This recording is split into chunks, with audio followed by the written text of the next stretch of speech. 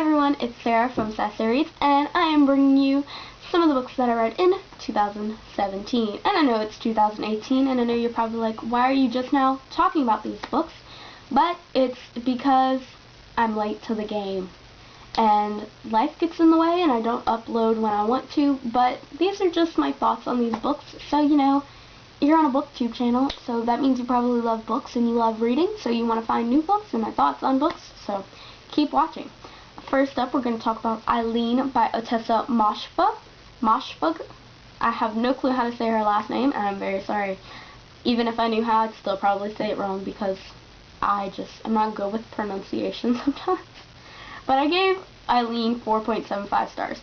This is a very dark, gritty, psychological suspense novel that really focuses on the character of Eileen. We really see all aspects of her life, and Eileen is not an endearing character, to say the least. She's very disgusting. She's crude.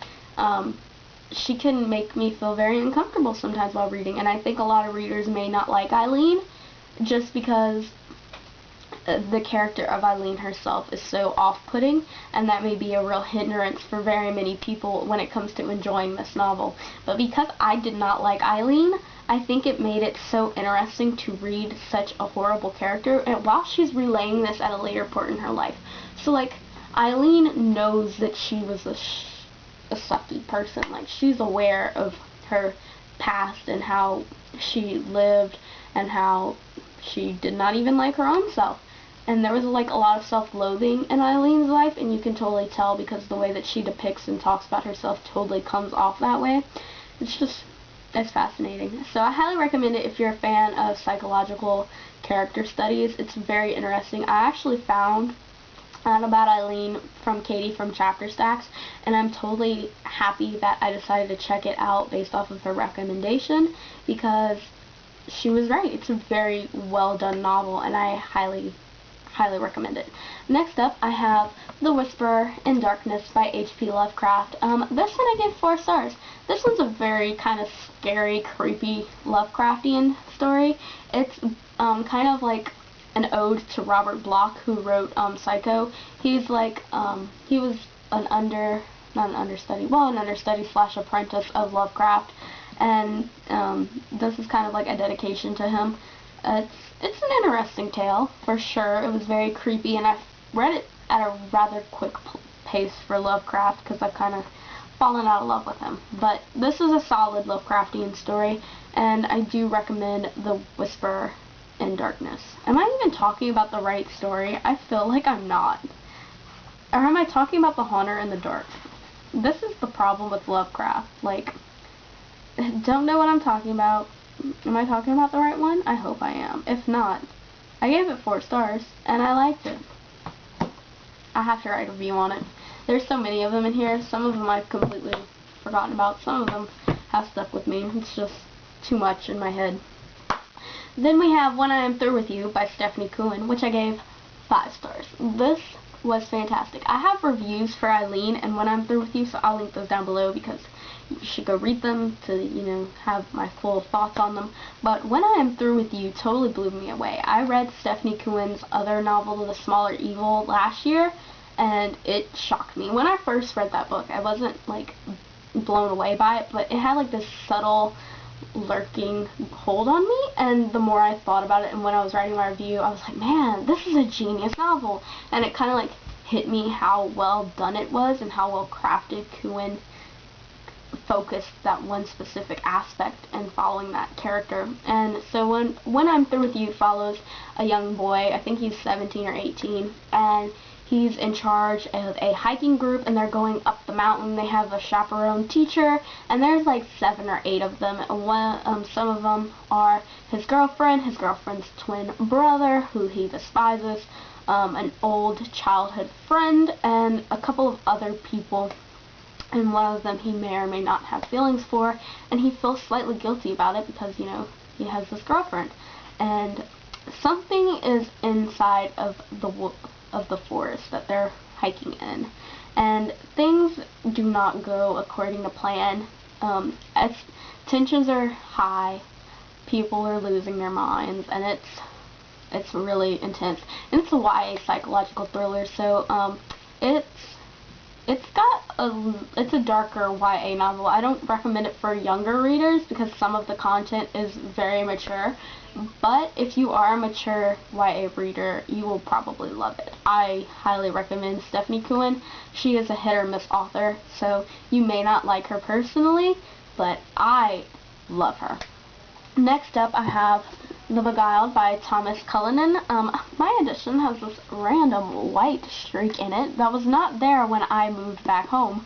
So I'm assuming that I guess like the way I have it positioned on my bookshelf, it's like all the books have just kind of smashed it in, but whatever. I gave this 3.25 stars. I'm not the biggest fan of The Beguiled, and it'll probably be a book that I get rid of.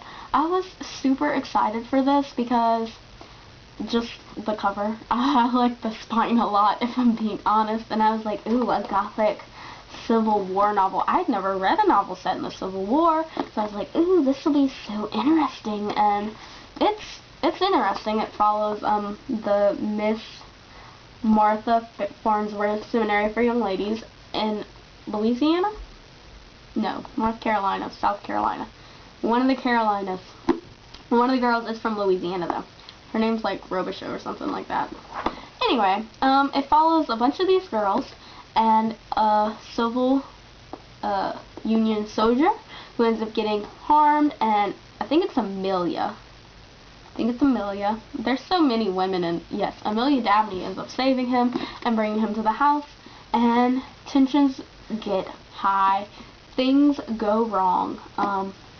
It's interesting, and the pacing was my biggest problem with this, because other times I'd be like, oh my god, like, this is so good, like, what's gonna happen? And then other times I'd be like, this is so boring, who cares? Not me. And so, it was just too hit or miss, and it didn't have a constant going up like the other two thriller suspense novels that I mentioned. Actually, all of these books that I'm talking about are like thriller suspense novels. I was on a kick.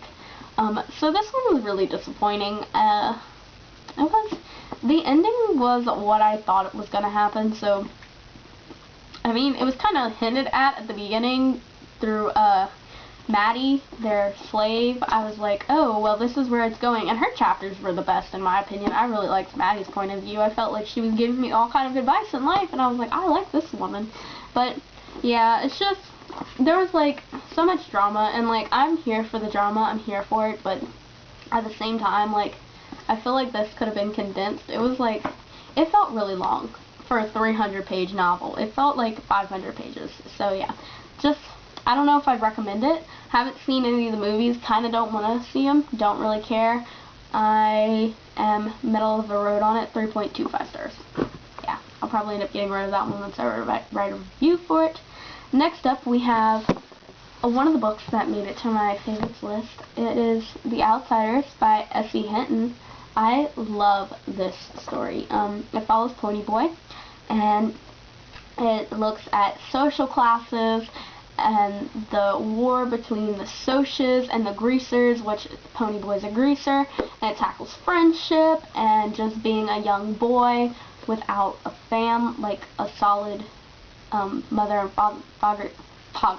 father figure, and how his brother has to raise him, and it's wonderful. I cried. I think everyone cries. You know, Theguiled, Pony Boy.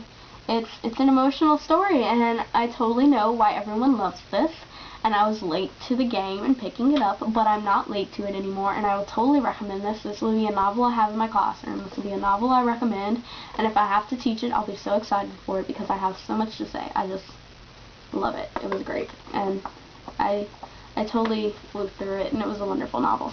So, these are the three books that I own from the ones that I read. Out of all of them, the one that I recommend the most is When I'm Through With You by Stephanie Cohen, because that one was just so good. So let me know down below in the comments if you've read any of these novels, if you want to read any of them, and I hope to see you down. Don't forget to subscribe, and happy reading. Bye!